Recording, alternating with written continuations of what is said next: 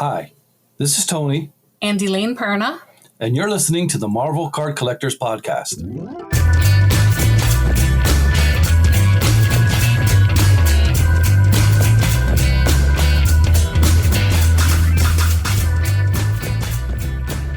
Hello everybody, my name is Ian Taylor and welcome to the Marvel Card Collectors Podcast. Who knows what's going to happen in the next hour?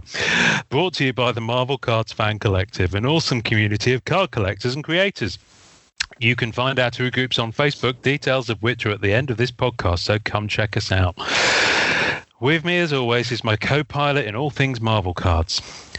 Love and marriage, love and marriage, go together like a horse and carriage. This I tell you, brother, you can't have one without the other. You can't. Oh, just there's like a second. Tortured. And I love Married with Children. Right. I sang for you, sir. Married with Children. Welcome to the show, everybody. Hello. For those who haven't dialed out or done that thing that in Mars Attacks where their brains blow up, Or The Happening, where thing like people just start killing themselves. Yes. Yeah. Mars Attacks. Yes. That was good. That still holds up. that you are talking about Mars Attacks, not The Happening. Well, yeah, no, Happening, no, does not. The hold Happening didn't hold up when it up. Has when some it came cool out. scenes though. It did I have will some admit, cool even scenes. though it's ridiculous, I will Yes. say there are a Yes. few cool things. I've got a lot of time for M. Night Shyamalan because I loved the 4 that he did before that, but then he did that. What's your favorite? Unbreakable. Unbreakable is good, isn't it? It's actually my favorite comic book movie. Full stop. I dig it. But I'm not sure how I feel about the sequel that he did. There was a sequel. Oh God, no! Shh, we don't talk about that. Just Well, no, never that's happened. the thing. It was going so well until the last 15 Mr. minutes. Glass? Yeah, Mr. that's it. That's they it. call him Glass. Mr. Glass. I love that. Such a good thing, and I love that. It was the kids. Sorry, my wife and I yell at each other all the time. It's really weird. I don't know why. Oh dear, love and marriage. Yeah, we're in there already. We have guests this week. Amazing guests. As you may have noticed, Tony and Elaine Perna have gotten up super early after the clocks have gotten back to join us. Welcome. Hello. Hey guys, how's it going? Hello. All right, thank you. We are now half an hour into trying to start this episode due to multiple technical issues at my end. So while I've been sorting those out, You always have issues with your end. I've Always. got my end, yes. And that is the tone of this episode, folks. So Yes. oh dear, I've got so many things I wanted to talk to you guys about, but I just kind of feel that we're probably just going to chit chat for an hour and a bit, and that's kind of going to be it. So this is going to be as in depth as it goes. Let it go where it goes. Needless to say, your intro that you did for us last year will be at the top of this episode. Oh, very good. Yes, You so you've could already. asked us to do another one. I would have been more than happy to. Well, you never know. You never know. We might do. We might lose the audio file between now and when this episode comes out. I would be afraid of what he would say. It's Now probably we have to have him do another one. Oh dear. So you join us from the sunny climates of Ontario. You're just outside Toronto, aren't you? Yes, we're south of Toronto. It's not very sunny today. It's pouring. Yeah, it's actually really raining and overcast. Okay, well Thanks that's for bringing Like, it it's up. like Ian. England. Yes. that's like 2020 for you, isn't it? Really, that kind of sums it up. So you, I've got so many questions I wanted because I feel like I've kind of not known as such because I don't actually know that much about you, but I kind of feel like I've known you for like a decade and change since I started getting into sketch cards. Tony, you've always been there, and then all of a sudden there was Elaine, and I'm not sure when I became aware of Elaine, but it feels like you've always been there as well. And I honestly can't imagine the industry without you guys. So how did you guys meet? Is what I want to know. How did you become? That's an interesting story. Cool. We met on eBay. Wow. I contacted him for some commissions of Rogue, and And he showed me 2 different roughs, and I picked one, and he finished it. And then he finished the second one. I had to buy that too. And then we just started chatting all the time. He started stalking me. I did. I like it. Stick to it. You know what I mean? Be honest back about then, because back then you can actually check out a buyer and you can actually see what they've purchased from other people and that. Yeah. So she was into like the tarot stuff and the weird stuff that I was into. So yeah, we just kind of started messaging each other back and forth, and then we started to. We were talking about comics a lot. Yeah, we're both big X-Men fans. So she was the Rogue fan, I was the Wolverine fan. So it kind of clicked there. Then we started messaging on the computer all the time, and then finally we decided to talk on the phone. And this went on for about a year. Wow. And then she wanted to come visit. So we said, okay. So in 2003, she came up. No, 2004. She came up in February for 2 weeks. We got along incredibly. It was so weird, talking to a girl about comics and her knowing what I was talking about and her actually responding with correct answers. And she left after 2 weeks, and she was supposed to come back up in June of the same year, but ended up coming up in April. And she was supposed to stay for a month, and she never went home. Yeah.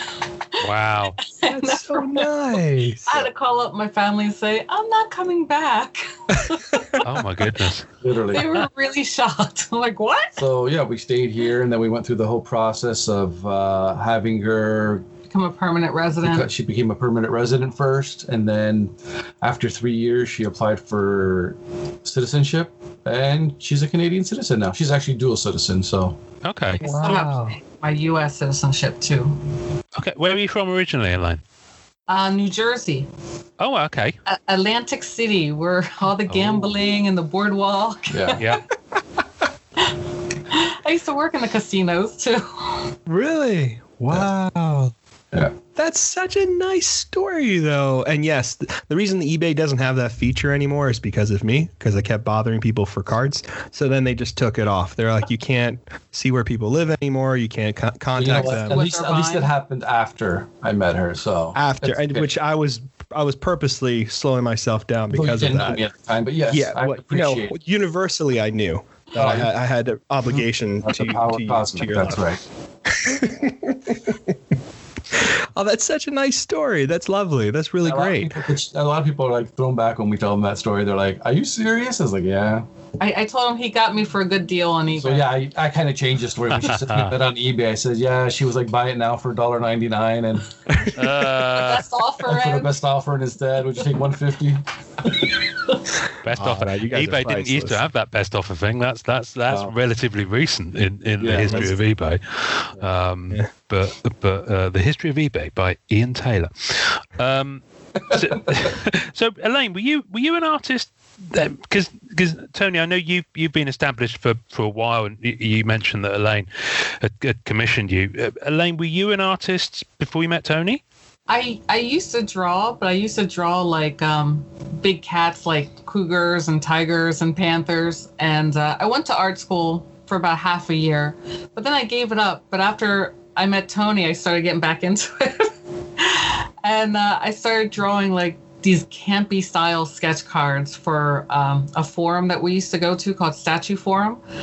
And I would just give them to people, or they would use them as their avatars, but it was such a really weird style, but people really liked it. And then I just got back into drawing, and I said, well, let me see if I can actually draw comic style. Yeah, and she actually got asked to do a Rittenhouse set. Yeah, I worked on Marvel Universe. Yeah. And Avengers. I worked on Avengers Assemble, Marvel Beginnings 3. But I didn't like the large number of sketch cards.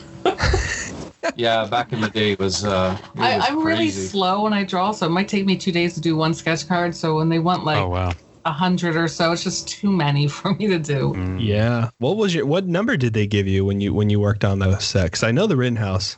I think we talked them down to, can I just do 45? and it was almost the deadline, and I had 40 done, and I said, I can't finish the last 5, so I asked Robert Colbus, can Tony draw on the last 5 blanks? I wasn't on that set, by the way. Yeah, Whoa. actually on the set, but then he wound up becoming like a guest artist. Yeah, so I did just 5 cards for that set. Wow. Wow. Those are hunted down. That's crazy. One actually sold for, it was the Hulk versus the Ah. That's my black versus hat. So the good. Illuminati, and that went for like 700 and something US. Oh my gosh. Wow. He has my black hat. He I does. do. Yeah, he I does. do. So that's from that Marvel Universe. That is from your Marvel Universe set, and it is the That's actually only cat of yours I own. Actually, I used to own a card of yours from a different publisher, but I no longer own that. But I've kept the cat, and she is staying with me. There you go. Absolutely staying with me. I think I've got one cat, one Elaine, and one Tony in my Aw. collection. So yes, I have one of each, and the other one I know you've seen, which is the Masterpieces. Something. I can't remember which one it is now. 07. There we go, and that's the one that was coloured. Black and white with the red lipstick. That's right, and it was coloured aftermarket. That's cool. Marvel sets. I can't keep track of them anymore. There we go. Yep. And Oh, that's yeah. the one you coloured in 2012. So yes, I'm very, very happy. Well, we spend hours frolicking through the meadows together, me and this collection. Yes. So Tony, when did you? Because that's 07 Masterpieces. So what was your? Were you already doing sketch cards at that point for other publishers, or did you? I was doing. I honestly, when I started in this, like doing sketch cards for myself, just the term sketch cards, was 2002, but it was my own stock. Yeah. So it's stuff that I was selling on eBay and whatnot. My first official set was 2006, Complete Avengers for Rittenhouse Archives. Okay. Wow. And that was when they were first, it was their first comic book related trading card set. So they wanted people that had the comic book style. And Gotcha. when they contacted me, I had never heard of Rittenhouse. So I had no idea who they were.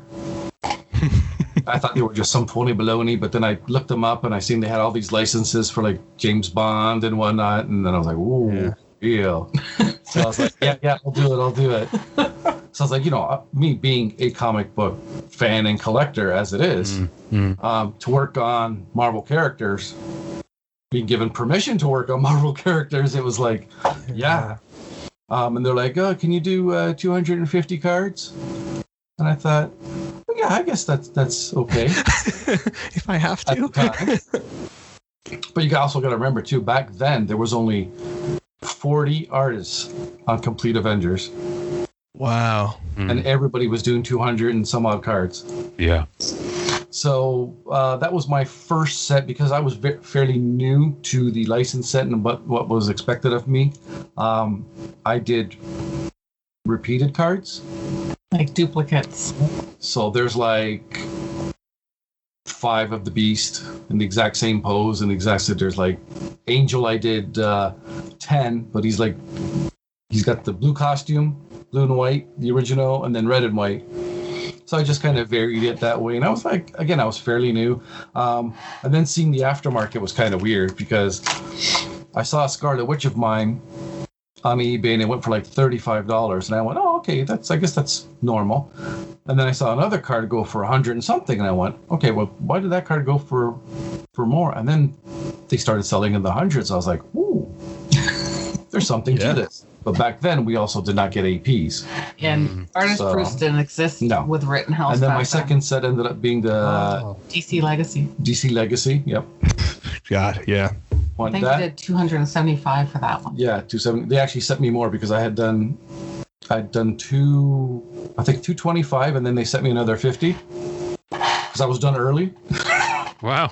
So they're like, here, let me send you another 50. I said, okay. Then it was Lord of the Rings. For tops. 2. And then Marvel Masterpieces. Yeah, actually, that was one of my favorite cards I did for that set. Mr. Freeze. I went for this hard. I was like, this hands down is my favorite Mr. Freeze I've seen on any DC stock. Yeah, I was actually very happy. You know, the thing is too, it sparks the excitement when you're drawing these characters. You know what I mean? It's like, for me as an artist and for me as a comic book fan, when you actually get to draw these characters, and it's not like drawing them for myself to sell. Right. It's an official set that I'm doing it, that somebody's going to hold in their hand. It's being packaged in a box, you know, and it was very exciting for me. And again, loving these characters, growing up with these characters, still interacting with these characters. I mean, I had a hoot doing it. It's like, Mr. Freeze was definitely one I had to, I was like, yeah, you know what, there's a few Mr. Freezes that I did for that set, but that one was my favorite. That makes me even happier to have it. I mean, I love it. I mean, it's just so indicative of his like personality and character. And I mean, this is the crazy thing. A lot of people who might be new to the hobby and don't know this, Elaine and Tony have been not only creators on sets and probably, you know, one of the most household names of sketch card artists that could exist. You know what I mean? You have Nar, you have Tan, you have Tony, you have Elena. You guys are household names when it comes to sketch cards. But I think my favorite part too is what awesome collectors you are as well. I mean, you guys were always on the forums. You've always shown the cards you've done. You've always had numbers. You've always spoken to fans. Anybody I've ever known to have APs with you, including myself, has been nothing but happy. And it's 100% always been that way. That's great to hear. That's great to hear. No, and we appreciate you guys. Say again? I commission a lot of rogue APs. Yeah, but your collection. I mean, I don't think I've seen Tony's collection. Let's talk about the collections. So Elaine, Rogue, obviously, but I know you venture into other characters as well because I've seen you post them. So I collect Rogue, Jean Grey. Deathbird is my second favorite character. So she's like kind of obscure, and so I really like collecting her. I collect Mystique, Jean Grey, Storm, sometimes Black Cat. Yes, that's right. So watch out, Ian. Lalandra too. Females. I collect the female characters. No, but I mean, honestly, and I can honestly say this. I've seen a lot of different collections. Elaine, yours is like top 10, top 5. Like it's clean. I have to work on scanning Tony's collection one day. He's got a lot of Wolverine. Well, this is what I was going to ask. So obviously Wolverine's your guy, yeah? Yeah. Someone's holding out on us. That's what's going on here. Yeah, I've loved the character since his first appearance. He was always the not what you would expect from a superhero, is what I call him. You know, when they were drawing superheroes and popular characters, Captain America, Batman, Superman, these guys were all tall, broad-shouldered, chiseled and whatnot. And then you have this little runt who comes out who's 5'3", but he's staying in a fight with the Hulk. He's taking on opponents larger than him. It's insane. I thought, oh my god, this guy's amazing. And yeah, just fell in love with him. Excuse me. Started anytime, and it's her too. I got to thank her a lot for it, because she will see cards that I don't know exist. And she'll be like, oh, there's this Wolverine card from this set. Do you want it? I was like, yeah. yeah, do it. And she'll find stickers and whatnot. But yeah, like I'm always on ComC, so I'm like, Tony, there's a new Wolverine card. Do you want it? Yeah. Also like Taskmaster. Sasquatch. Yes. Cool. Alpha Flight. Okay. Yeah. Flight doesn't get enough love, man. That is a great looking team. I love those guys. Yeah, I'm kind of sad they ended them that way in the comics. It was kind of like an off-screen kill. They started bringing them back one at a time, but it's not the same as it was in the past. Like I like that version. If there was anything, they brought back the young X-Men from the past to the present. Why can't they do that with the original team of Alpha Flight? Right. Bring them back. I'm Namor. I'm a fan of Black Adam. Black Adam. Well, that's cool. There's a movie coming out for that. That's exciting. Yeah. Is that the one The Rock's doing?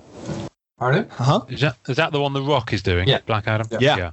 Okay, gotcha. He's perfect for it. He's got the perfect build. He's got the perfect arrogance. He's perfect. He's just got the perfect build, full stop.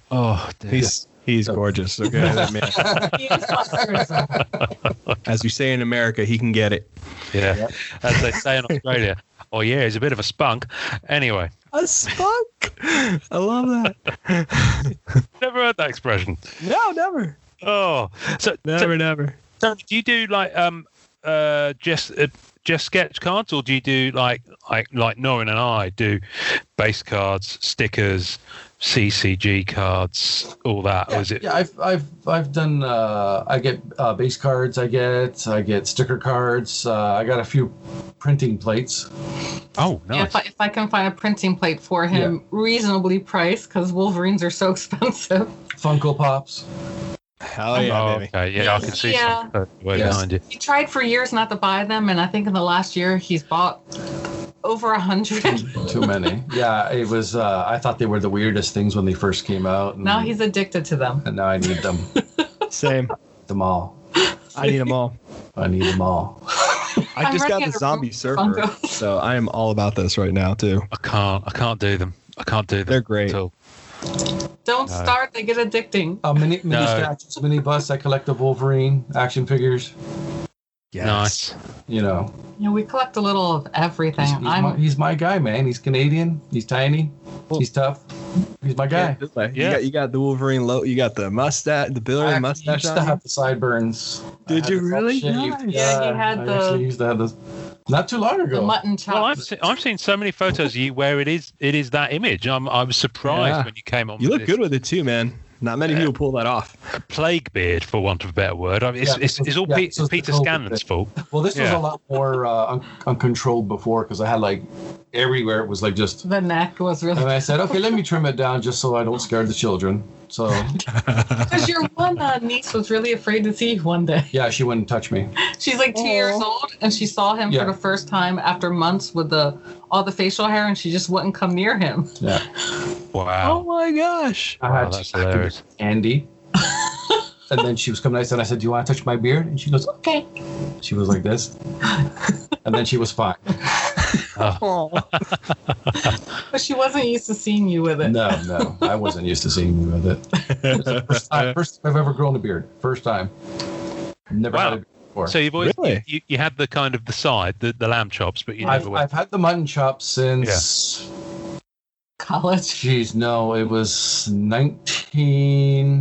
1998. Oh. Yeah, 1998. And then I just Killer. recently shaved them. Wow.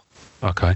Yeah, the earliest, the only photos of you I've seen, of you had them, so they were kind of there in situ, in a big way. I grew them once for a production of Charles Dickens at college. Never again. Never again. I would love to Never see that photo. I too. do have photos somewhere of me dressed up as Thomas Gradgrind from Hard Times, which we played for 4 public performances only at the Theatre Royal in That was Portsmouth. that by choice? No, it was part of the college course I was on. So, Oh, yeah. okay. Theatre, darling, theatre. Oh, it's not What can I say? Yeah, it was before my season of the National. So I'm determined to show these because I just love them. Thank you for doing these. I'm holding up now your comic covers.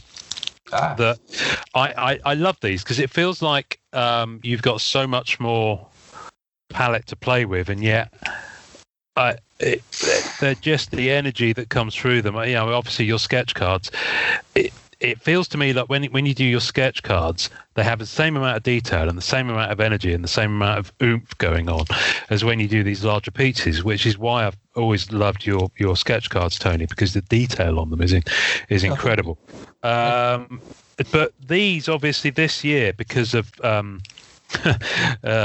things happening, I'm guessing you haven't been able to do as many conventions and things. Are these comic book covers of the things that you would hold for convention events? They'd be at our table, yeah. They'd be for sale at our table, but yeah, since the whole COVID thing and all these cons being canceled and whatnot, it's just, you know, sitting here, so I'm like, you know what? It's stock. We got to get rid of the stuff. Yeah, he no, has a couple of hundred of blank covers I do. in a box, just Wow. waiting to be drawn on I do. eventually Wow. one day. I think I got a. You have like every title. Was one a Silver Surfer Black cover? Blank? Come on, Norrin. Don't tell Norrin that. Come on, Norrin. Oh shoot! I was just thinking about it. Funny enough. Okay. Well, you got it. Okay. All right. Shit. All right. We got to talk. Well, when I've got the toys, Those there's look great. The black I've cat got- looks great. I've got a black And cat. I've got Spider-Man. 5 Black Cat #1 blanks, and one of them has your name on it. So that Stockpiled up on that. I hope so. I did when they came out. I was like, right, I'm going to buy You're not 5. going to sell it, like, are you? I'm not going to who what? You're not going to sell it, are you? You're not going to let me draw on it and sell it, are you? No, I'm gonna Okay. I'm gonna commission Okay. it. All right. Since we're gonna bring it up. Okay. Remember that thing I showed you before? Oh, that These Oh, guys? yeah. That was what was on the table. Oh, okay. Ah, That's what happened. I do have a Silver Surfer Black. I'm just looking at my list of the recently purchased ones, and there's a Silver Surfer Black ×2. Yeah, you I bought have 2 of them. Well, look at that. marvelous. I have hundreds of Who's blank I have comic covers. Oh yeah, absolutely. What am I doing? Why am I buying all these? not drawing on Why am I- And not You're drawing on saying them. plenty of Silver Surface. If Norrin passes, you'll definitely move them. That's for sure. We got a Doctor Strange, Amazing Spider-Man. That's okay. I'm not hurt. That's okay. I won't cry tonight. I was showing Norrin earlier.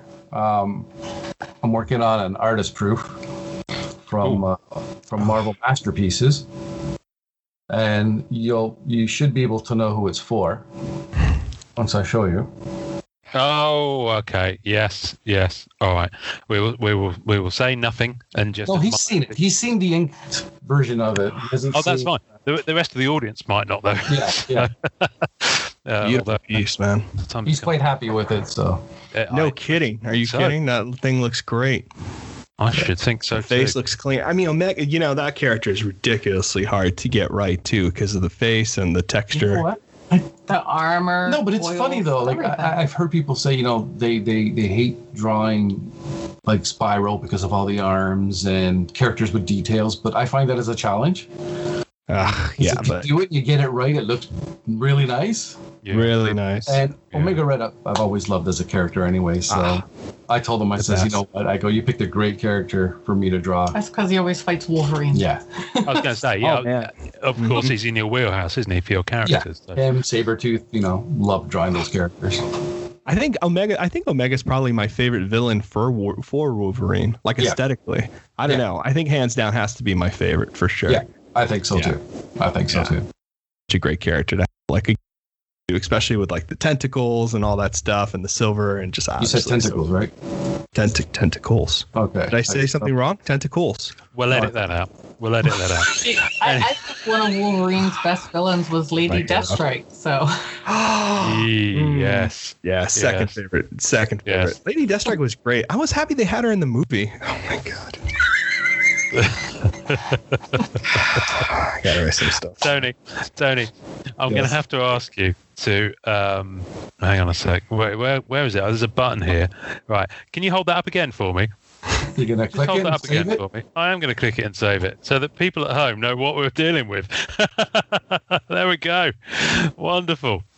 The thing is, with Wolverine, I quite enjoy the Marvel Comics Presents because I've never really been a big X-Men reader, and I recently sold off all my X-Men's apart from the Whedon run, the Astonishing X-Men run, which is just superb.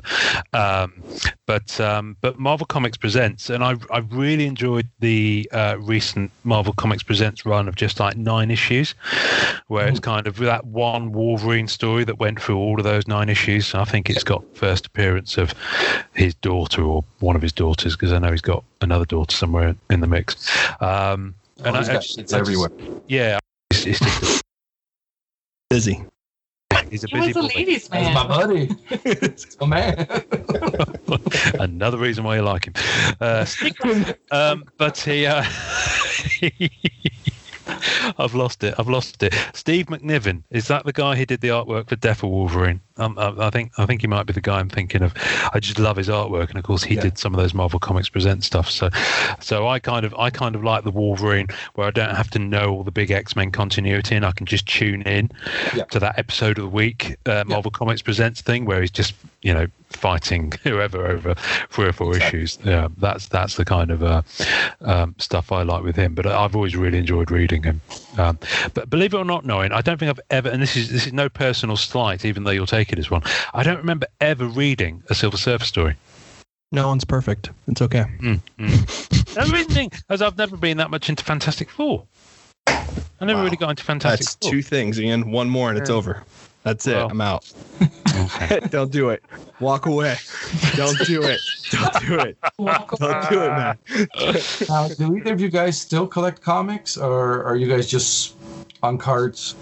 I don't buy I don't stockpile like other people do. I try to basically what I do is I wait for the omnibus or I wait for a trade paperback and then catch up, or digital, just because I just here's the thing, I don't have the dough to fund the card hobby as the card hobby is. You know what I mean? It's just so much for me personally. So I always have to trade up or sell stuff just to get anything new. So that's why you guys know there's 20 Surfer sketch cards. I trim it back constantly. You know what I mean? Because I have to swap out or whatever the case may be. Mm-hmm. But so I can't do the whole a bunch of long boxes, even though I would love to, just because I love comic books and I love running out of so much room. He has about 20 long boxes, and they're just everywhere. Yeah, I don't have it. We live in a small apartment. In this room, they're everywhere. Yeah, I love it. I mean, I love having a library of comics. I wish it's one of those things that I would love to. I would love to do the whole wall thing. You know what I mean? Where you have the whole series run, and it's like a cool a comic book shop where you have just a bookcase filled with all this stuff. But it's not going to be right now for sure. I would definitely have to wait around for that. Yeah, but Ian, just like you said before, got rid of tons of comics and had to trim. I probably can't quite just around the corner here. I've probably got about, let's see how long this cable will go.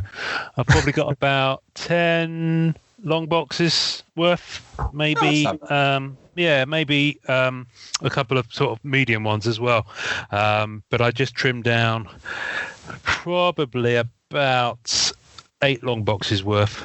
So I've kind of almost halved it because it was just getting crazy and I was chasing too much.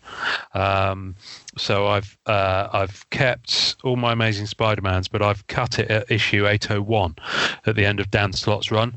So I wasn't kind of digging the modern stuff, and also I was about 2 years behind reading it. I was buying them but not reading them, and you just got to stop when you do it. That's what I've done. I got about 6 years worth of comic books. Yeah, I read them crazy. And then I tell him what's going on in the universe. And I think you're right too. I think I need to. I'm going to go the same route and just get rid of comics that really don't appeal to me anymore. Or I got crap load of Image comics that are still sitting here. Spawn 1 to 50 and stuff. I go, that's stuff that I won't miss. I just offloaded those. I had 1 to 100 Spawn, but I kept issue 1 because I just love reading it. It's just because it was such a wonderful experience reading it, and just the way it's laid out and the way that it's paced, and I've got the director's cut version as well. So I kept that, but I also kept Generation X #1, even though I got rid of the rest of the run because Chris Bacalow's artwork is just phenomenal. He's great. Oh, he's on sketch cards too, man. He is, and I can't afford his sketch cards. I wish. I can't either. He didn't do many. Was it 07 he did Masterpiece? I think it was 07, right? 07 yeah. No, it was 07, I think, because I recently did one for Sunday Sketch Masterpiece. That's right. Went hunting and found one. My Generation X week. Adams did some sketch cards as well. For the sets. Yes. Yeah. Well, 07 and 08. The first Masterpiece sets, Yeah. Well, 07 was the one that had the big guns. Yeah. Such a great set for Apparently, sketch cards. Sienkiewicz did at least one. He did for that. Well, he did some sketchographs too for Marvel Creator Collectors. Right? Isn't that what it's MCC 98, right, Elaine? Yeah. Yeah. 98, yeah. Yeah. So Rhonda Sienkiewicz, collects a lot of those. who does? I have a friend, Rhonda. She collects she has hundreds of them. Wanda, she is scary. Okay, that collector is, if no one, so if you're new to the hobby and you don't know, her Gambit collection is insane. Like beyond anything. I don't think I've ever heard of this person. Dude, this is She's go to one of comic art fans. My oldest friends that I've met online. Every year, we commission art for each other for our birthdays and Christmas. So I just got a couple of Gambit APs done for her back in August. She loved those, and now I got some new ones from Marvel Anime in the works for her for Christmas. Nice. That's so nice. Yeah, she's like one of my best friends, and known her for a long time. And she's very competitive with the Gambits. Wow. Yeah. Well, I mean, being at the top like that, you kind of have to. I mean, like, I don't think I've ever met anybody who has a better collection of Gambits ever. I don't think there is anybody. I don't think I've met anyone with a collection of Gambits. So yeah, you know why? Because she has them all. Fair enough. I'm serious. No, I'm dead serious. Like, there's no topping. Send you her website links because she has some posted on Comic Art Fans, but she also has them on the sketchcollectors.com. Oh, okay. Yep. So that's where she's been posting her new stuff. I don't think she's updated her Comic Art Fans in a while, but she puts them all on sketchcollectors.com. I need to get in on that. I've never really got into either of those. I mean, Comic Art Fans, I used to get the weekly newsletter thing, but it stops if you don't log on for a certain amount of time, which I found really annoying because I still want to keep in touch with it, but I might not be able to log on. But I really used to like their emails. And Sketch Collectors, I think I kind of had a little dabble with it, but never really got into it. But yeah, I don't spend a lot of time browsing those because I don't find them as useful on one of these, because it's handy to for it to be more mobile friendly. So but I don't. Was she ever on Scoundrel back in the day?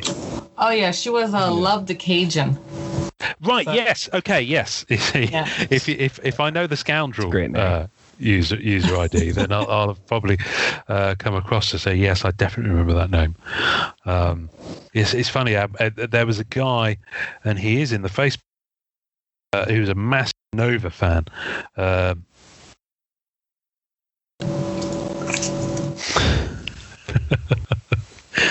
They're holding up notes. I can't continue. Nor you talk.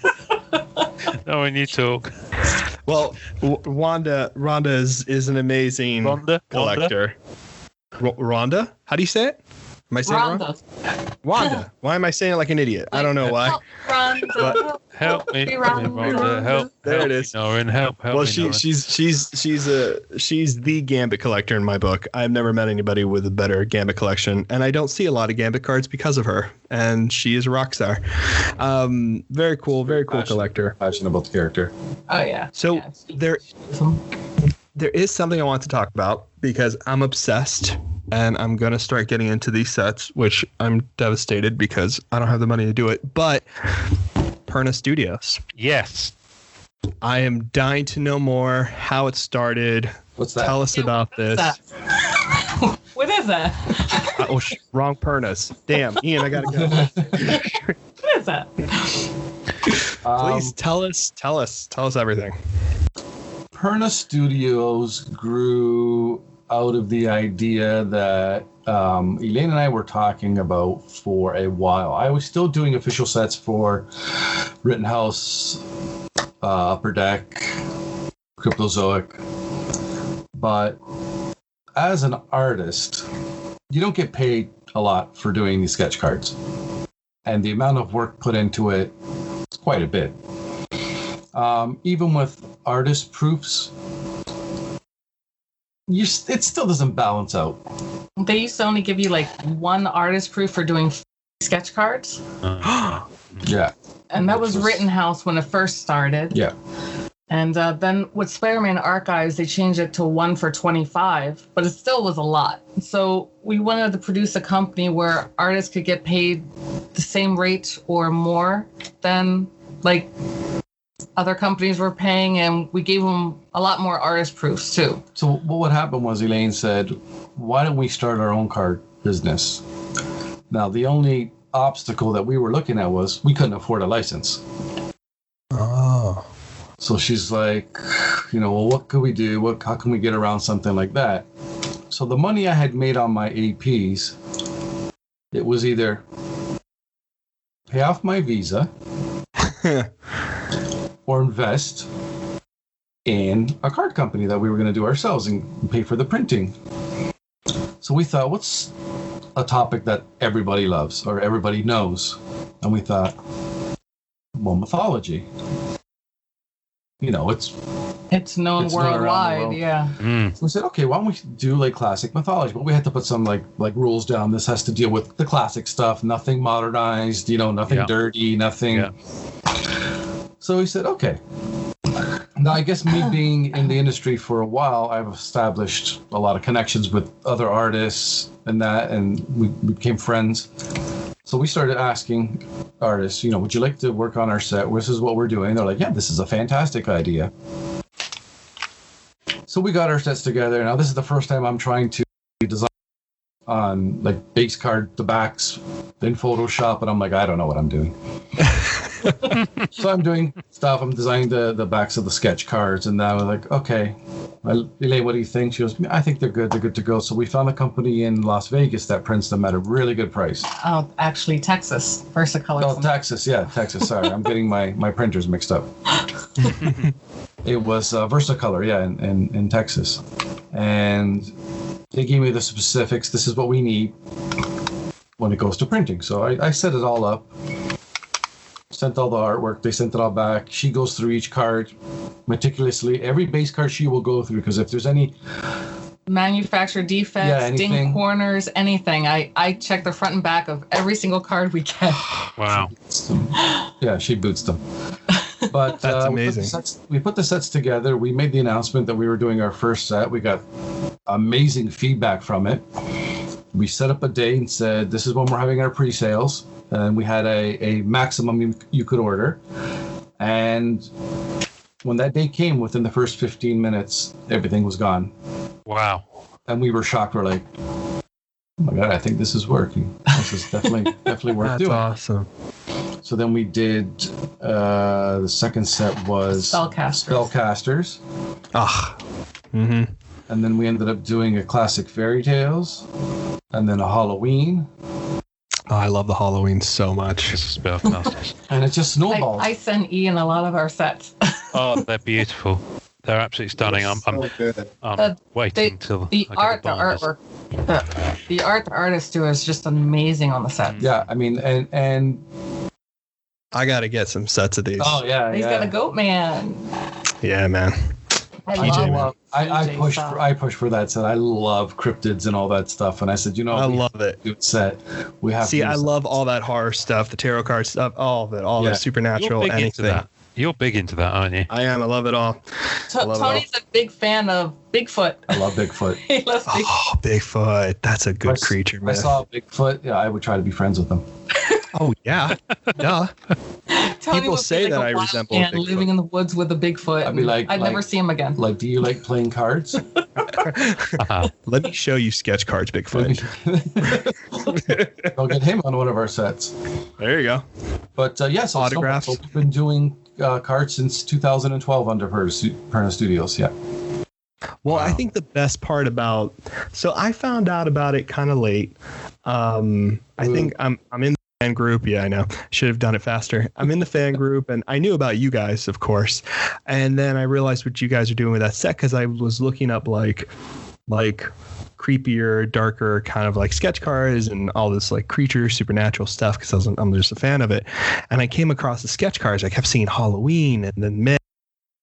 I keep seeing creatures of myth and legend, and I'm just like, okay, wait a minute, what's going on here? So then I started diving in, and I think the best part about what you do with the sets and how you go about it is that all of your experience both collecting and working on sets, you've gotten away you took away all the really aggravating parts about collecting these cards and the sketch cards. And every sketch card that comes out of these sets that you make are clean. Like, they're beautifully done. They're time taken on them. And you curate an amazing list of artists as well. And that's the part that's really been really mind-blowing for me. And I feel like it's like the secret, a well-kept secret for like the people who are really into the hobby, and everyone's like, okay, we collect Marvel, DC, but on the side we collect a little Perna. Don't tell anybody, just keep it between us. You know what I mean? This is going to be just for us. We know the good stuff. It's like a good vintage or whatever. You know what I mean? You're like, I'm going to put this off to the side and just have my we little... have a few collectors who say that, like, oh, we used to buy a lot of Marvel and DC, but we're not buying as much anymore. We're buying all your sets now. Like, well, you guys, you do an amazing job. Well, it's true, because like a lot of the aggravation that sometimes happens with these bigger sets is completely gone. And I think you've done a really good job of getting that formula right. You know what I mean? Like the numbers of base, the inserts, the types of inserts, the way you're selling them, the package of the full set.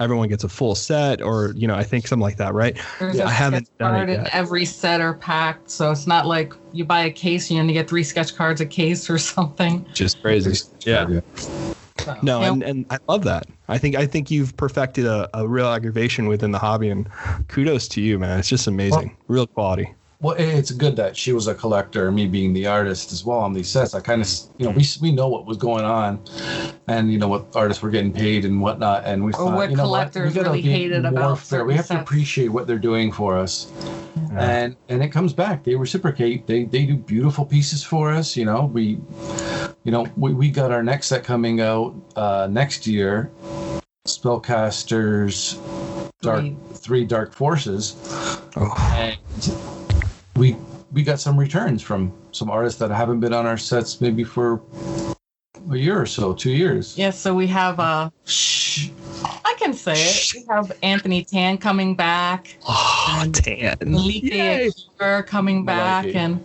Malike or Malike. Oh. Some stuff.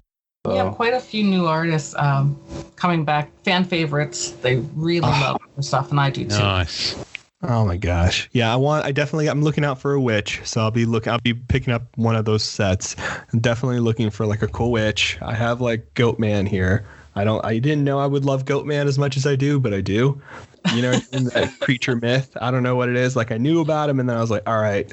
Now which part do you like most, though? Do you like the goat or the man? Both. I'm weird that way. I just think they're just fun and inventive, and I think they're doing something that's just really smart. Thank you. We appreciate that. And like I said, like the set Cryptids is, again, I grew up with. I have a big poster of that famous Patterson shot of Bigfoot turning. Oh yeah. Yes. From the original film. And it's like, I just love this stuff. I love it. I want to believe there's things out there that haven't been discovered, or there's no real answer for it type thing. And it's like, it's kind of like a nice magical sense to it. It's like, it'd be cool if, I don't know how I feel about the Chupacabra, but scary Chupacabra. It is scary. I really like the Mothman stories, because they're really Mothman's good. And I was just thinking about Mothman, actually. They still continue. People go to the sites, like those military bases, and they still have experiences with like Mothman or something supernatural after visiting those places. So it's always interesting. It's a fun adventure, right? That we can all partake in. You know what I mean? Whether real or not, obviously, whatever. I think the best part about all of that is that it's fun, and it's like this kind of cool adventure. You know what I mean? Like when I was a kid growing up in Miami, we knew we had a haunted house that we'd go to, and then we had a haunted like abandoned hospital that was out in the Everglades. Ooh. And it was huge. There were massive hallways. It was in the middle of the Everglades completely. It was like down this 2-mile road where the intersection was on 8th Street and a casino was there. And then you go 2 miles into the Everglades on a sketchy road. And then you would see these barriers in the front and a guardhouse, like an old decrepit guardhouse, like where a policeman would stand. It was sick. And then you gave it. Oh, it was really, well, we did. That's what we did. So like I was in kid in high school, so we would take cameras and go shooting in there.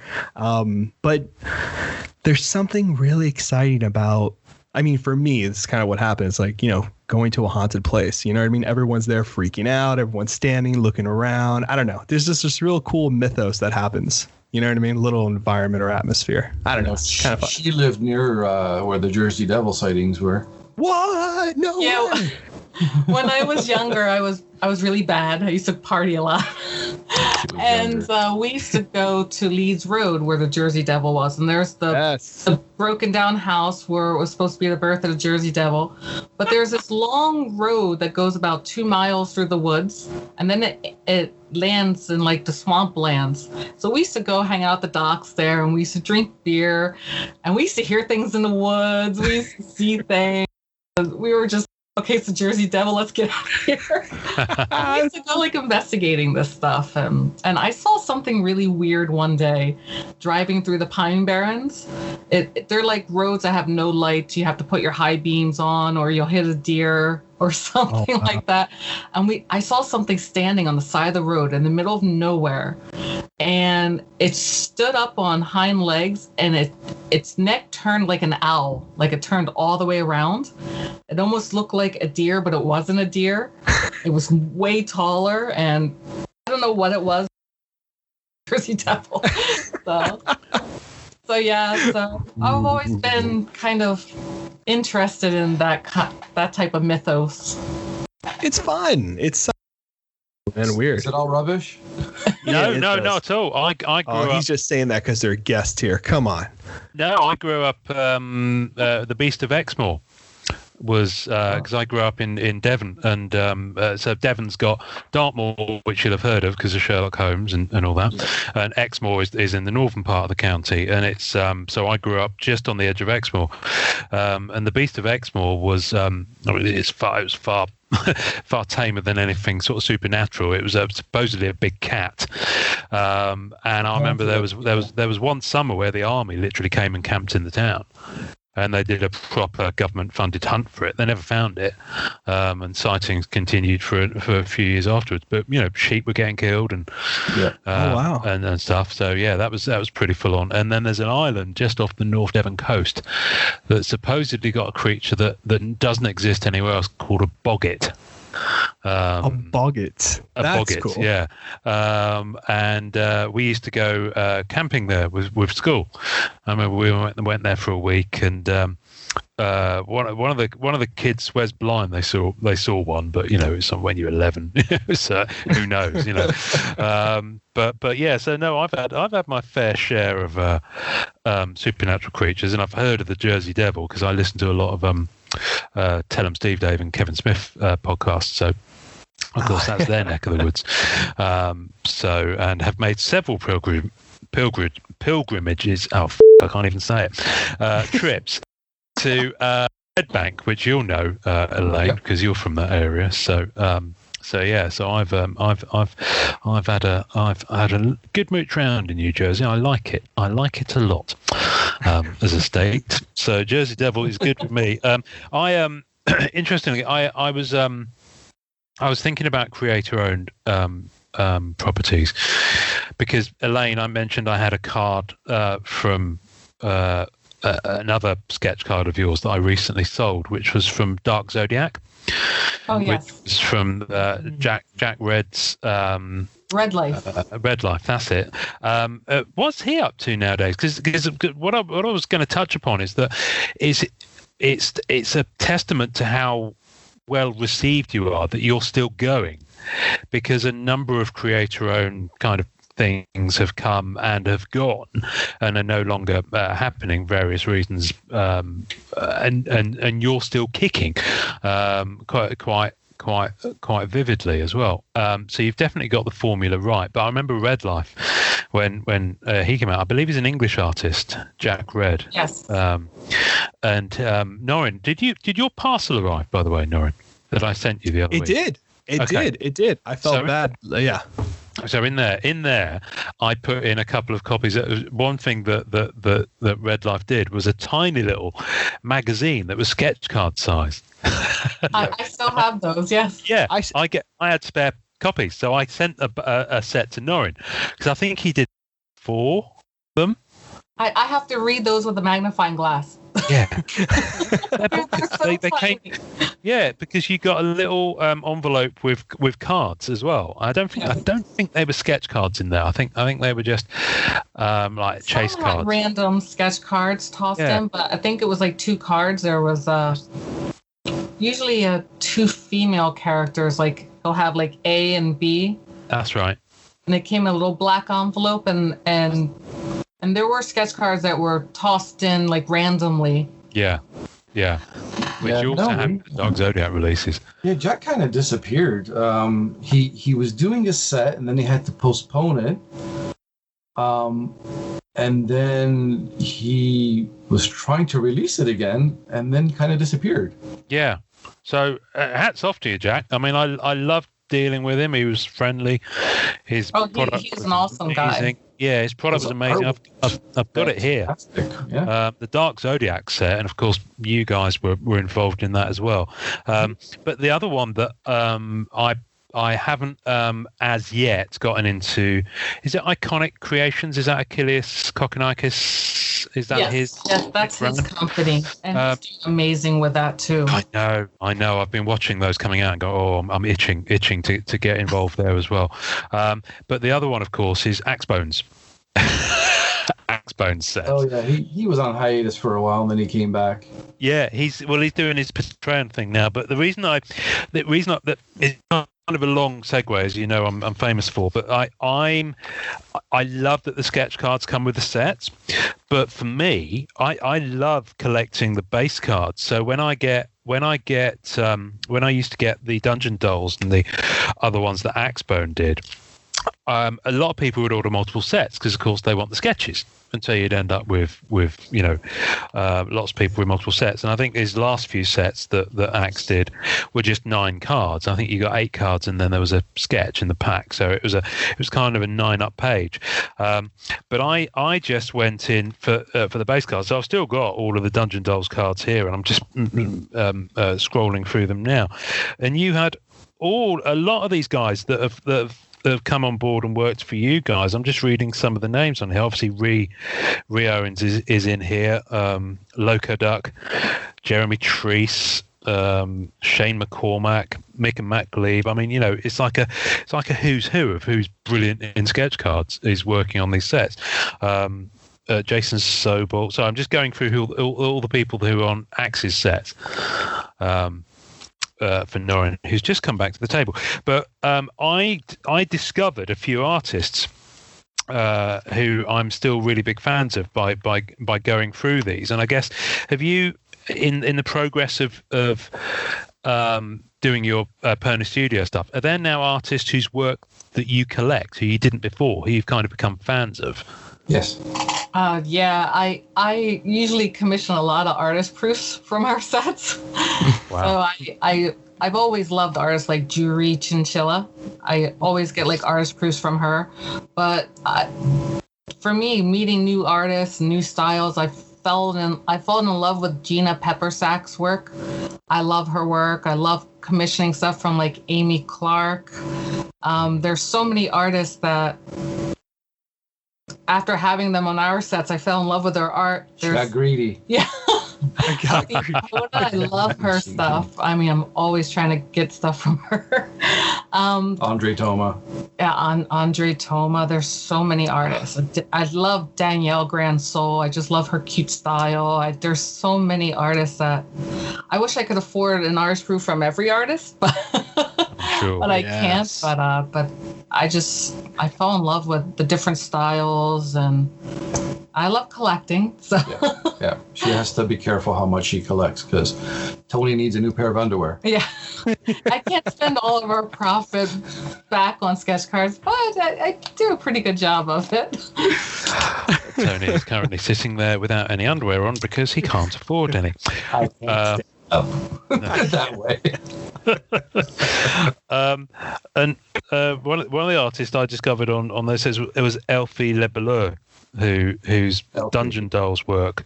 I've got about 10 sketch cards of hers from that. I tried getting into Shane McCormack stuff, but it was just too rich, so I bailed on that. And Scott Barnett as well, who you may remember worked on a lot of Rittenhouse stuff. I've got a lot of his treasure chests and booty sketch cards, which I am very much looking forward to. Treasure Chest and Booty 2, which is coming soon. From our boy Axe. Have you ever done a promo card for sci-fi cards? We have not yet. I was supposed to do art for one, but my schedule got so busy and just it wound up being postponed. So instead, we just sent him one of the promos for our sets. Oh, okay. For the Chicago show, but I still would like to do a sci-fi one. It's a little niche that I really like, and that's another thing where I just see artists working on the promos that Ed does. And again, it's artists that I just either wouldn't have seen because they don't work on Marvel sets, or I just wouldn't have appreciated the other stuff that they can do, which is why I think it's so fascinating. I've discovered quite a few artists I didn't know were still kind of active. Obviously they're still active, but they're not active in cards, so they've kind of gone off my radar, if you like. So for example, Jack may well still be active, but in a completely different area that we're not seeing. So I find it hard to believe that anyone would completely put down their pencil. Well, that's or their one marker. of the nice things about the independent sets, because you might find some hidden gems in there where you might not have with the Marvel sets or the DC sets or any of these licensed sets. You know, you got these guys that work. A lot of people have gotten work. They've worked for us first, and then they've gotten work with this. They got to do Marvel sets and whatnot because they had samples of sketch cards that they did. So these companies knew, okay, they know what sketch cards are. They know what goes into them. Yeah, that's, you know. Or sometimes it's the opposite. I see artists' art on Marvel sets. We steal them. And so I'll contact them right away. I go, would you be interested in working for Perna Studios? And I tell them who we are and what kind of sets we do. And like recently I saw on the newest Marvel set on anime, there was that Kleber Souza.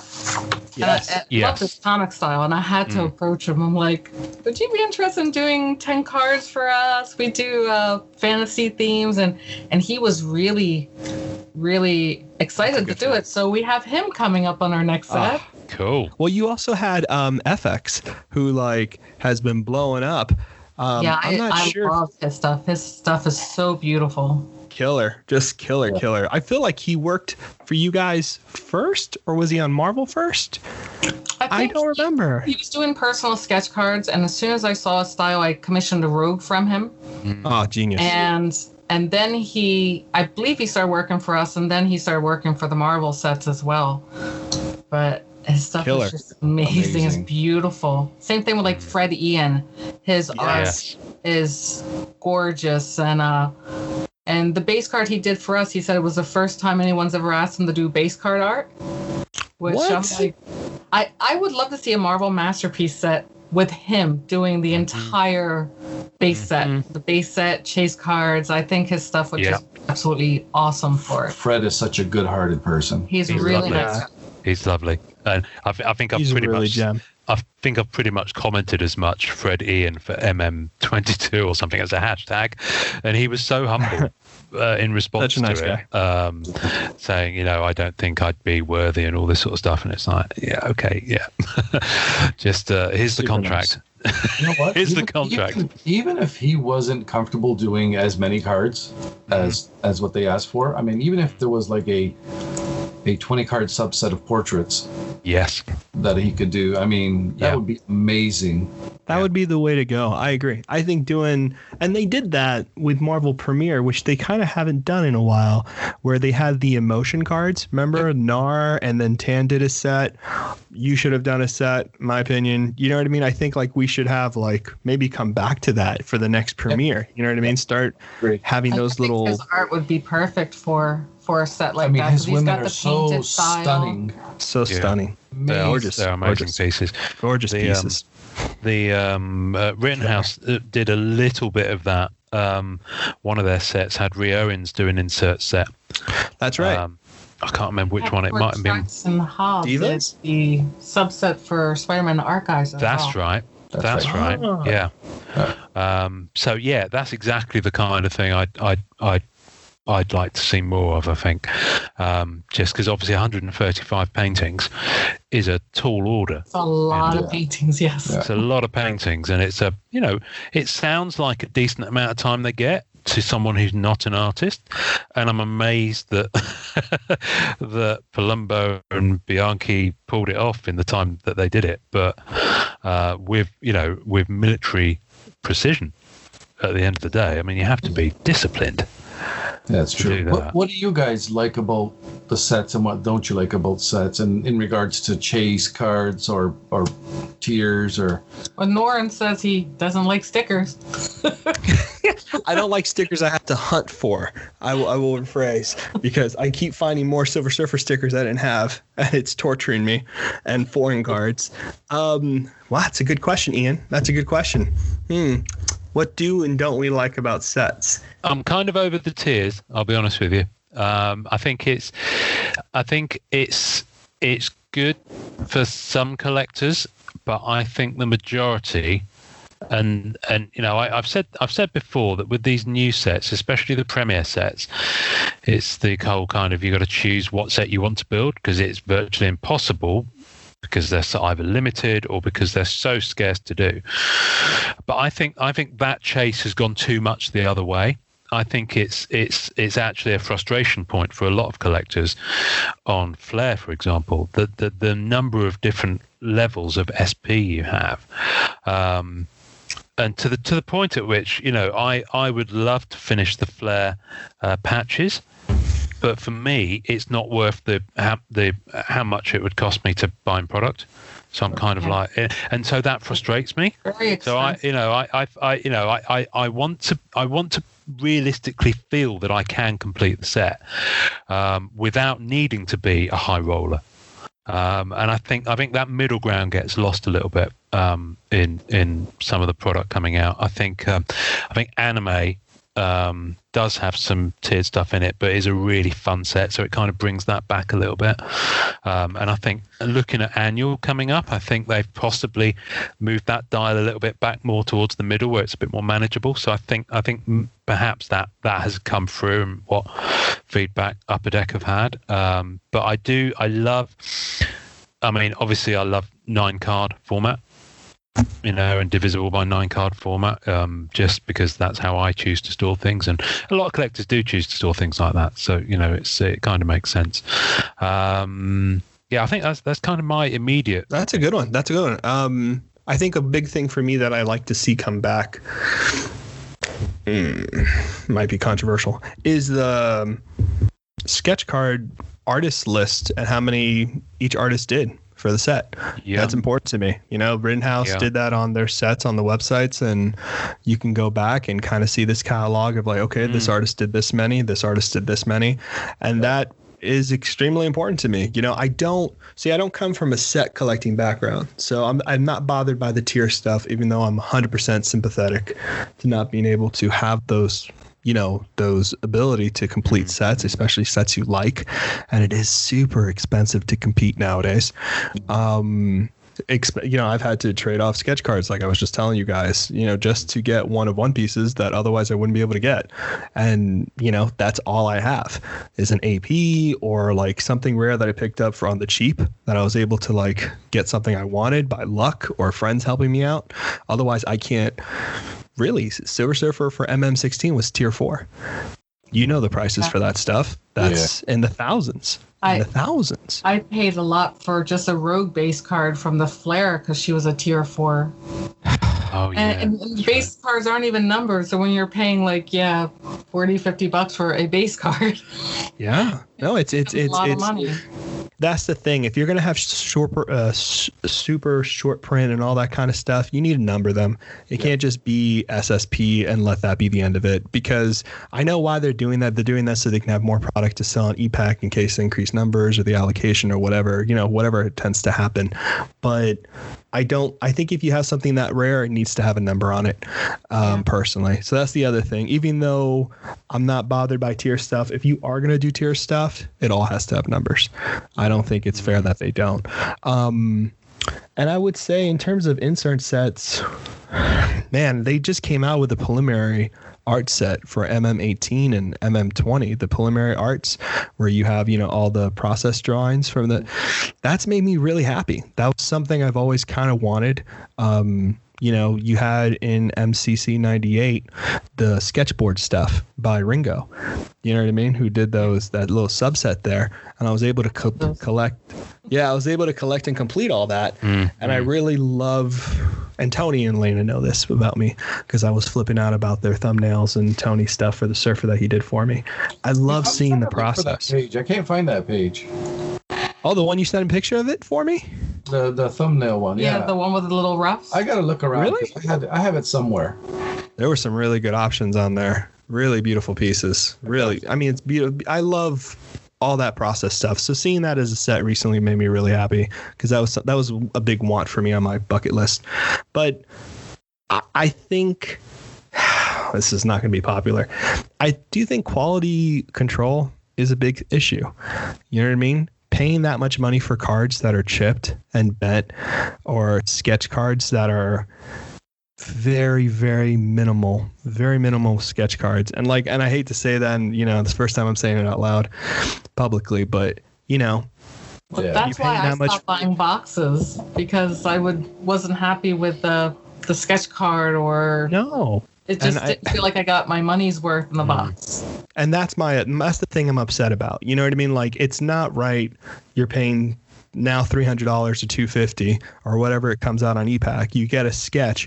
And here's the crazy part. It's not that the artist is terrible, because you look at the artist's Instagram and you're like, wow, this artist is killer. What happened here is that they're not getting paid what they should be getting paid, in my opinion, or whatever the case may be, or they're being rushed. And the person who at the end is getting hurt is both the artist and the collector, and not the company. No, because they already got their piece. And I feel like that's a big issue to have. You can't do that, in my opinion. I think that's sometimes they'll send an artist 100, 150 cards and tell them to do them in a month. And or even less. You got ones that 2 weeks. You got 2 weeks to do all these. Because I remember some of my friends on Top Set said, well, I have 300 sketch cards to do in a month. I'm like, 300? Wow. They just don't give long enough deadlines, and then they wind up becoming quick pencil sketches, or because they just don't have the time. Which doesn't represent the artist fairly. No, it doesn't. You want, this is what I like about your cards, Tony, is when I see them, I can, they're all gorgeous. I don't think I've ever seen a Duff one. I'm sure you view them differently because you're close to them. I'm sure you're prouder of some than others. But if I pulled that and I'm a new collector and it's the first piece of yours I see, you'd want that collector to have the experience of thinking that that is your standard. That is the standard you get. So I imagine it must be quite frustrating if an artist feels that they haven't maybe met that expectation. That must be quite soul destroying. I would have thought. Well, I just view it as when you're doing a sketch cards, it's a representation of yourself. So if you're putting in your all, I think people will appreciate it, and you'll get more work, or people are just crazy over your stuff. If you don't, you're hurting yourself. Yeah. And I know, because a lot of people say, well, you're not, I'm not getting paid. Well, you know what? I'm not getting paid. I'm getting paid what you're getting paid. But I love art. I love doing art. I love working on these licenses. So I'm going to put my best foot forward and do what I can. Yeah. For these, so. And I think the benefit of that, and speaking to other artists who have that argument, which is a fair argument, it's your decision to do whatever you decide to do, obviously, but I think you get a fellowship right? Yep. I mean, the living example is on air with us, both of you, right? People cherish you both so much. You know, you're such a you're such a fixture in the hobby, you know what I mean? And it is because both of you have put all the work into the sketch cards and continuously tried to do good work when you weren't getting paid tons of money.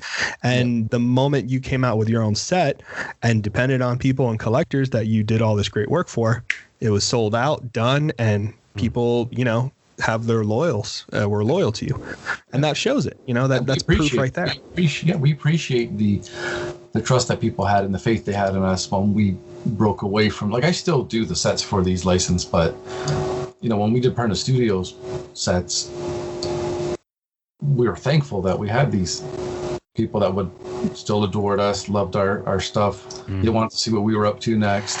You know, it's because of them. You know, we put our best work for them. And it shows. It shows in the work. It shows in the work, and it shows in the time you spent on your pieces, both of you. It's a real pleasure. It's a quality mark. You know, you're in a fortunate position where you've worked for that. You've worked for the fact that the Perna name and the brand, if you like, is a mark of quality, and that's reflected in the efforts that the artists who work on your sets put into the work they do for you. It kind of feels like everyone's taking real pride over it. Yeah. Do you guys know when the MM20 e-packs are supposed to be available? Pass. So we're talking on the 1st of November, so it could be 2 weeks from now or a week from now. It could be in 2 days, because that's how long a notice you get, really. Like Tony's sketch cards are usually held for e-packs. Oh, okay. I'm waiting. I need to hear get anybody say they pull his I cards haven't anymore. seen It's any always of mine e-packs. pulled from boxes. No, it's gonna be e-pack. They held it back. I'm sure they did. Not only because of the number. They did that for Fleer Ultra Spider-Man.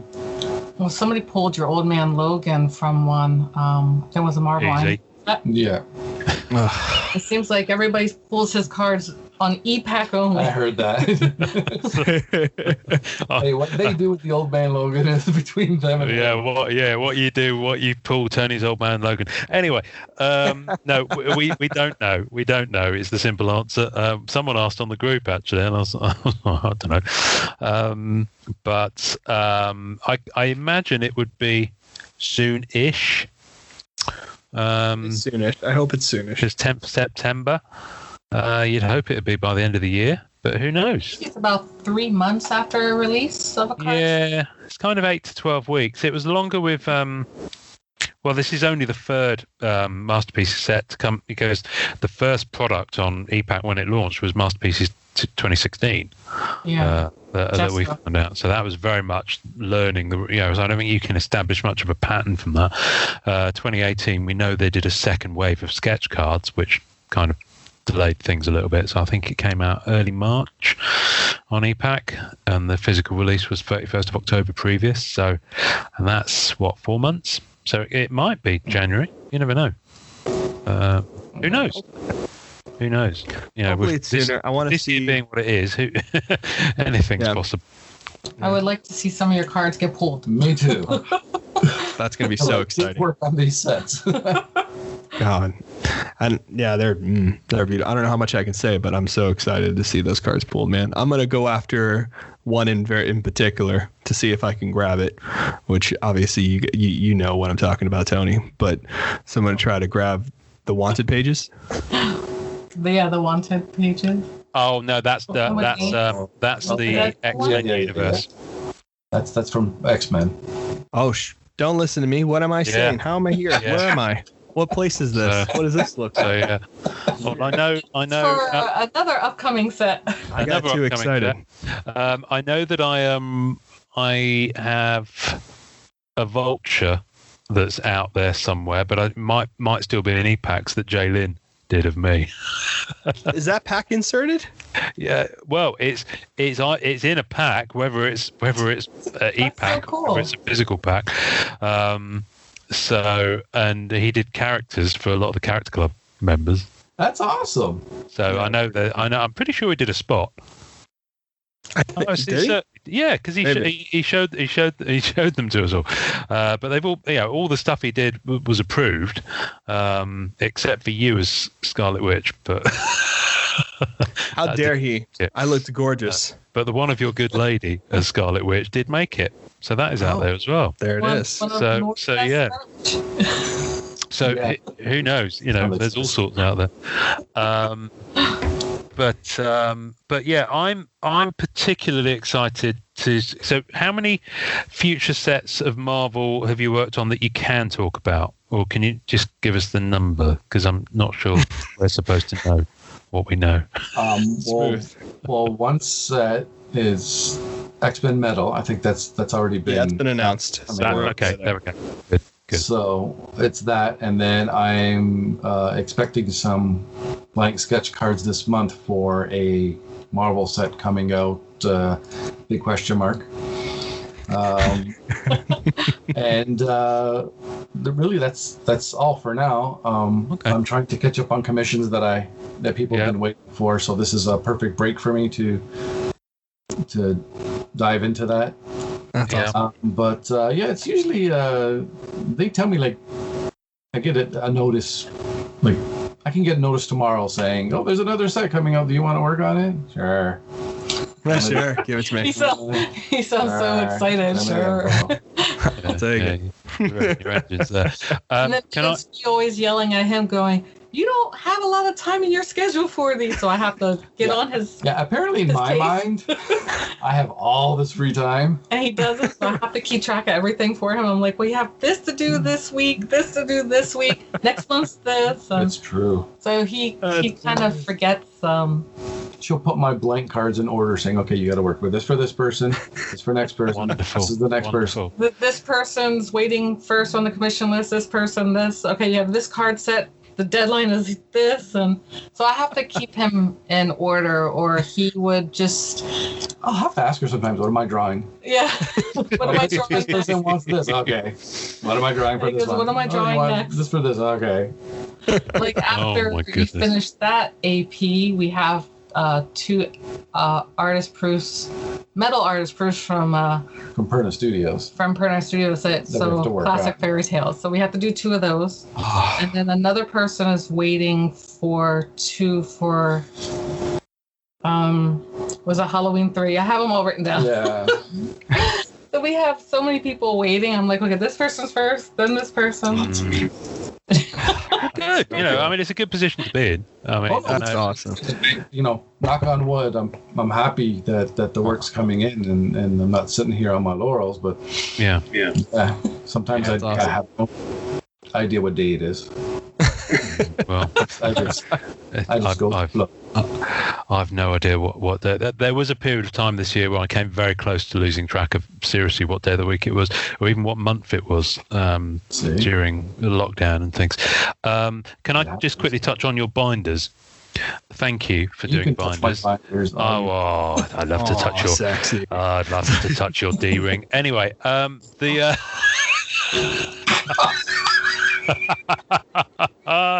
And we've lost Norrin. Because you asked us what I can't take you anywhere. You can take.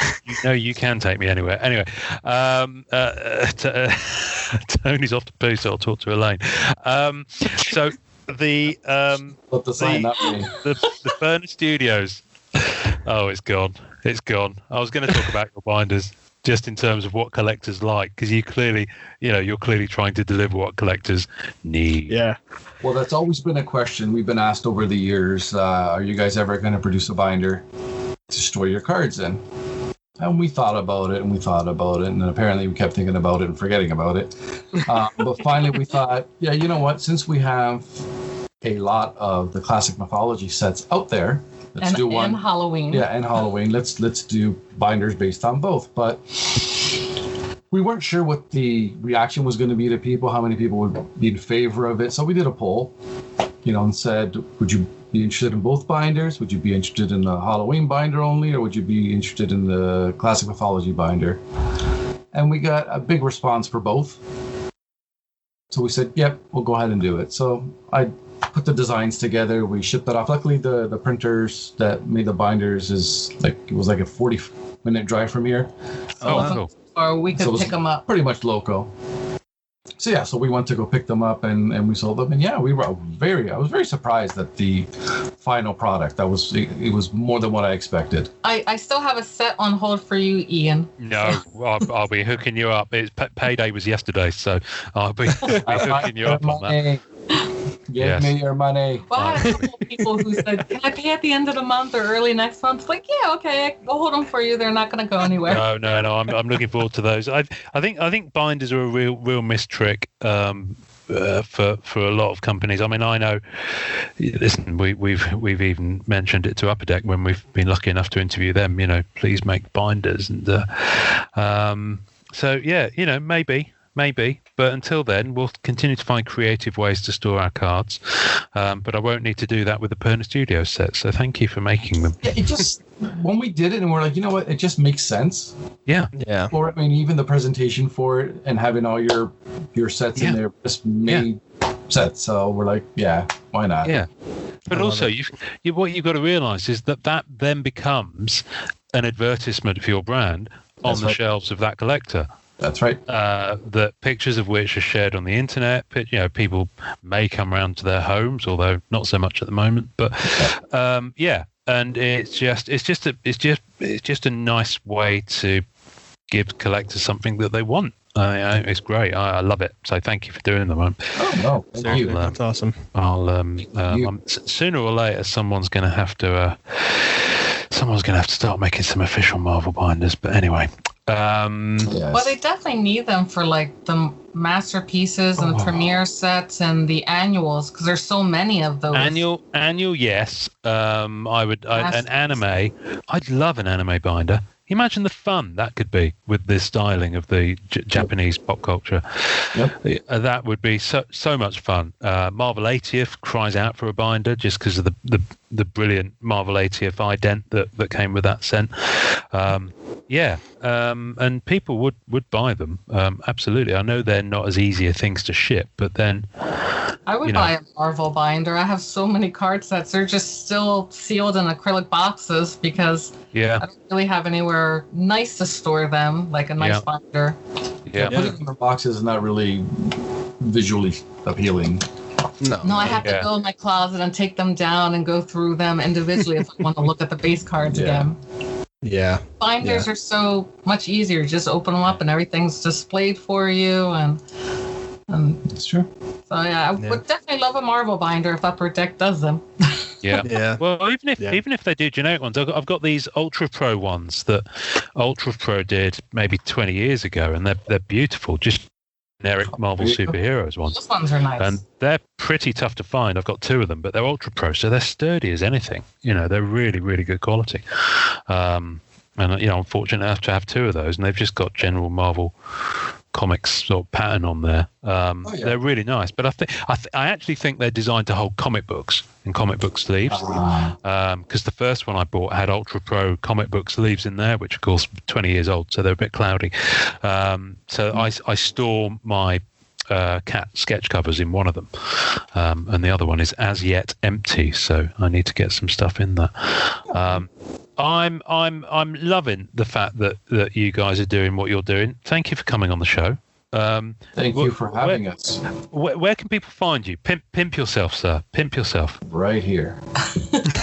Well, we have. I mean, all this time we've been talking, you can see me right here. Right here. We have. I'll just see a sign that said I need to poo. I know. This is where. There we go. I have to poo. There we go. Just knock before you enter. Oh, what's that? Enjoy. Oh, well, Elaine, do you want to tell people where they can go to buy your fine products before we do the end off, the sign off?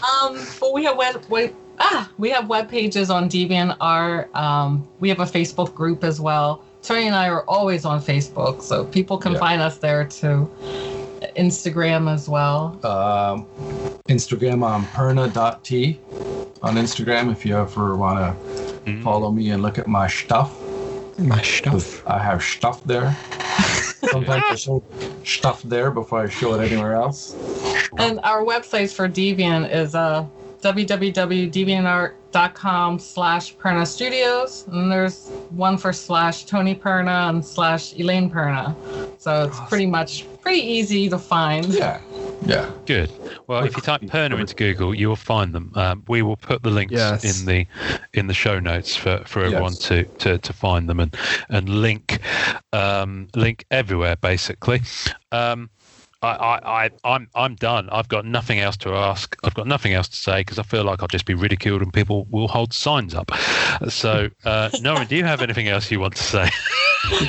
Hold on, I got to write down a sign and show it. Oh, what's it? I just wanted to thank our Perna guest, our amazing guest, and thank you guys for all the work you do and everything you've done for the hobby. Again, We enjoy doing it too because we're collectors as well. So. I mean, you guys too with your podcast. You have so much information available for people, and that's greatly appreciated. And what you guys do for the hobby is great. We need a lot of people like you, a lot more. Bless you for saying so, Governor. Ditto, sir. Bless you for saying so. Thank you very much. It warms the cockles of my heart. It does. I will start crying. I think all that's left to say now. You know what to say, don't you? You just held up the post-it note. Let's see. 1, 2, 3. Enjoy collecting. I really do need to poo. Thanks for listening to the Marvel Card Collectors Podcast. Visuals and tasting notes for each episode can be found on our Facebook page. You can subscribe and leave us a voicemail via our home on anchor.fm/MCCP. We're also on iTunes, Spotify, and all major podcast platforms. Please take a second to subscribe, like, and review our show wherever you get your podcasts. Our podcast can be found by Googling @the MCC Pod, which will also find us on Facebook, Twitter, YouTube, and Instagram. Our Facebook community is at MCCW, Marvel Card Collectors Worldwide, and MMC, Marvel Masterpieces Collectors. The great music we use is called Rocket Power by Kevin MacLeod. Thanks to the collectors, artists, and creators who support the Marvel Cards Fan Collective. We'll see you next time, and remember, it's a small hobby but a fun one. Make mine Marvel and enjoy collecting.